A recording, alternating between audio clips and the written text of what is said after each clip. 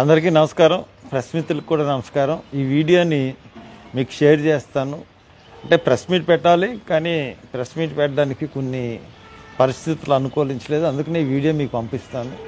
ఇది ప్రెస్ మీట్గా భావించి రిలీజ్ చేయమని కోరుతా ఉన్నాను.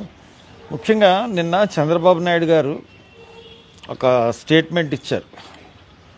నేను ఏమీ చేయలేకపోతున్నాను, రాష్ట్ర ఆర్థిక పరిస్థితి దృష్ట్యా అది మీ ముందుకు తేవాలనుకుంటున్నాను. నేను ఇప్పుడున్న పరిస్థితుల్లో ఏ స్కీమ్ కూడా చేయలేమని చేతులు ఎత్తేశాడు. నేను ఒకటే అడుగుతున్నాను, చంద్రబాబు నాయుడు గారు, మీరు ఇంచుమించు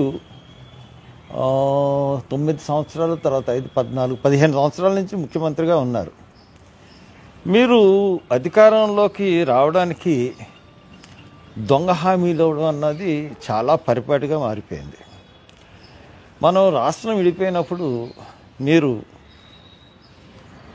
జగన్ ఏమో ఖచ్చితంగా నేను రైతు రుణమాఫీ చేయలేనని చెప్పాడు. నేను రైతు రుణమాఫీ చేస్తానని చెప్పడం వల్ల ఆ ఒకే ఒక్క కారణంతో మీరు ముఖ్యమంత్రి అయ్యారు 2014లో. అయిన తర్వాత ఆ 2014లో మీరు కేంద్రంతో పొత్తు అన్నారు. కేంద్రం మీరు అబ్సల్యూట్లీ ఫెయిల్డ్ ముఖ్యమంత్రి 2014 నుంచి 19 వరకు. ఎందుకు నేను చెప్తున్నానంటే విషయం, that is the peak time of the all the programmes. ఎందుకంటే ప్రత్యేక హోదా, కాంగ్రెస్, ప్రైమ్ మినిస్టర్, బీజేపీ అందరూ ప్రామిస్ చేశారు పార్లమెంట్లో. దాన్ని సాధించడంలో విఫలమయ్యారు. రైల్వే జోన్ సాధించడంలో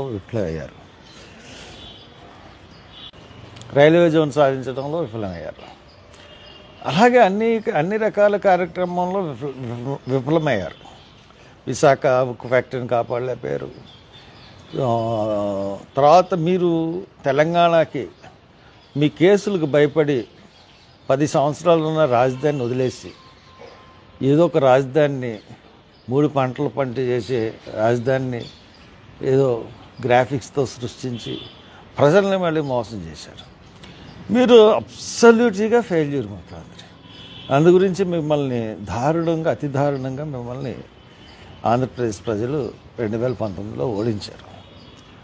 ఓడించిన తర్వాత 2000 మీరు ముఖ్యమంత్రి దిగిపోయేటప్పటికి ఖజానాని ఖాళీ చేసే జగన్మోహన్ రెడ్డికి ఇచ్చారు, కానీ ఖజానాని మిగులు బడ్జెట్తో కానీ మిగులు నిధులతో కానీ ఇవ్వలేదు. మీ దగ్గర ఉన్న 23,000 కోట్ల నిధులను కూడా పసుపు కుంకుమలకి ఆడవాళ్ళకి పెంచేసి మరీ మీరు దిగిపోయారు. కొన్ని పథకాలు బాగా ఇప్పుడు మీరు అమలు చేయలేని పథకాలన్నీ అప్పుడు 5 సంవత్సరాలు ఆయన అసలు నిరాకంఠంగా అమలు జరిపాడు. అసలు ఏ పథకం కూడా మీరు ఇప్పుడు చేయలేనంటున్న పథకాలు అతను ముఖ్యమంత్రి దిగిపోయేంత వరకు అతను నడిపించాడు. అంటే మీరు అడ్మినిస్ట్రేటరా లేకపోతే జగన్మోహన్ రెడ్డి అడ్మినిస్ట్రేటరా? మీకన్నా పేదలకు సంక్షేమ పథకాలు ఇవ్వడంలో జగన్ అగ్రభాగాన్ని ఉన్నాడని నిస్సందేహంగా మటుకు కనపడుతుంది. మీరు వచ్చి 8 నెలలు అయింది. 8 నెలల్లో ఒక్క పథకం కూడా ఇవ్వలేకపోయారు. స్కాలర్షిప్లు ఇవ్వలేదు, నిరుద్యోగ భృతి ఇవ్వలేదు, అంగన్వాడీకి ఏం చేయలేదు, తర్వాత ఆశా వర్కర్లకు ఏం చేయలేదు, తర్వాత మీరు ఇస్తాన్న సూపర్ 6 హామీలు, ఉచిత బస్సు, అన్నీ ఎవ్రీథింగ్, తల్లి వందనం, అప్పుడు దాకా నడుస్తున్న తల్లి పెన్షన్లు, అంటే 18 to 50 years లేడీస్కి మీరు ప్రతి నెల 1,500 ఇస్తా అన్నారు, అది లేదు. 10 సంవత్సరం 1,500 ఇస్తా అన్నారు, అది లేదు. ఎవ్రీథింగ్, అసలు ఒక్క పథకం కూడా ఇవ్వలేని అసమర్థ చేతకాని ముఖ్యమంత్రిగా చరిత్రలో నిలిచిపోతున్నారు.